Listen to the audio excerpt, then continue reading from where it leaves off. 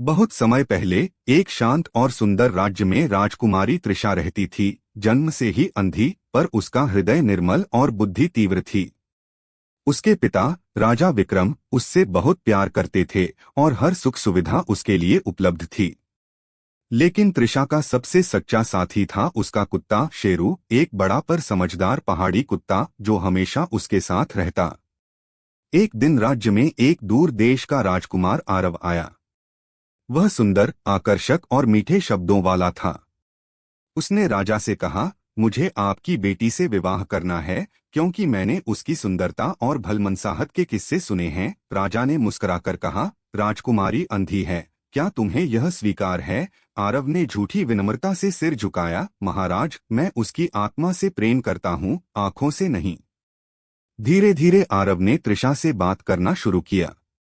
वह उसे फूलों की खुशबू, पक्षियों की आवाजें और दुनिया के रंगों का वर्णन करता, ताकि वह महसूस कर सके जो वह देख नहीं पाती। राजकुमारी के मन में सच्चा प्रेम जाग उठा। लेकिन शेरू, वह शांत कुत्ता, हर बार जब आरव आता तो गुर्राता। उसकी आंखों में बेचैनी थी। तृषा ने उसे कई बार डांटा, शेरू, वो मेरे मित्र हैं, ऐसा मत करो। पर शेरू का दिल कह रहा था, इस आदमी में कुछ गलत है। कुछ हफ्तों बाद आरव ने तृषा को कहा, चलो, मैं तुम्हें एक जादुई झरना दिखाऊंगा, जिसकी धुंध में आंखें ठीक हो जाती हैं। राजकुमारी ने विश्वास कर लिया।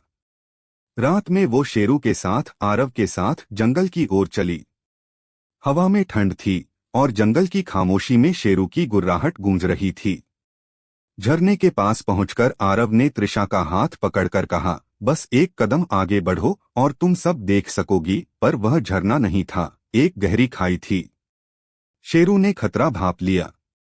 वह जोर से भौंकता हुआ कूदा और राजकुमारी का दुपट्टा अपने मुंह में पकड़कर पीछे खींच लिया। उसी क्षण आरव ने उसे धक्का देने की कोशिश की, लेकिन शेरू उस पर टूट पड़ा। दोनों में भयंकर संघर्ष हुआ।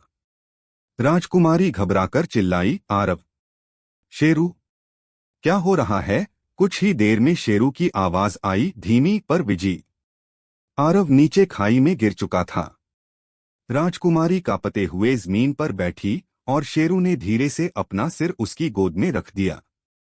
सुबह होने पर राजा के सैनिक वहां पहुंचे और उन्हें सारा सच मालूम हुआ। आरव तो एक धोखेबाज डाकू था जो राजकुमारी को मरवाकर राज्य हड़पना चाहता था। उस दिन से तृषा ने शेरू को अपना रक्षक देवता मान लिया। समय बीता, एक विद्वान वैद्य ने उसकी आंखों का इलाज किया और एक दिन जब उसने पहली बार अपनी आंखें खोली, सामने सबसे पहले उसने शेरू को देखा।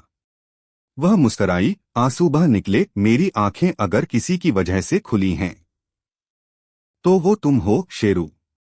महल में उस दिन से एक दीवार पर लिखा गया, सच्चा प्रेम आंखों से नहीं, वफादारी से देखा जाता है।